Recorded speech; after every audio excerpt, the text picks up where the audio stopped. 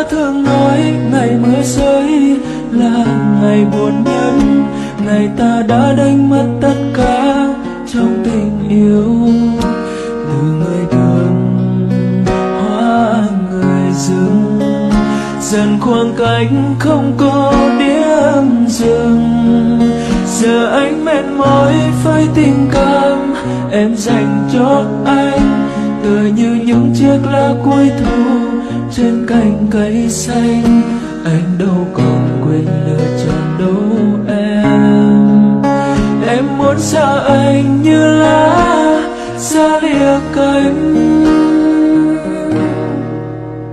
Người ta thường nói ngày mưa rơi là ngày buồn nhất, ngày ta đã đánh mất tất cả trong tình yêu. Từ người thường hóa người dưng, dần khoảng cách không có điểm dừng. Giờ anh mệt mỏi với tình cảm em dành cho anh, tựa như những chiếc lá cuối thu trên cành cây xanh. Anh đâu còn quyền lựa chọn đâu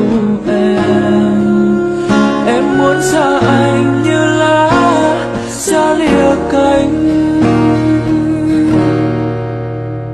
Anh đâu còn quyền lựa chọn đâu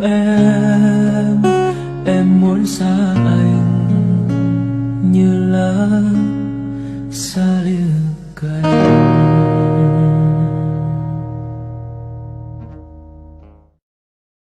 Lương duyên tình ai nếu lặp lại ta sẽ thề hẹn cùng người ở kiếp sau. Dẫu cuộc đời chưa chọn không thương tình thì đến cuối cùng cũng chỉ mình ta đâu.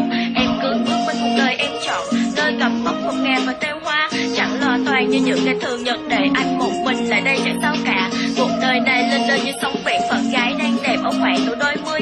Chấp nhận mình đánh mất sự tinh khiết ngây ngô nhất của những ngày tháng đông đuổi. Bao nhiêu lần tự khóc trong âm thầm hồi ức mọi thứ ngọt ngào nơi cố nhân.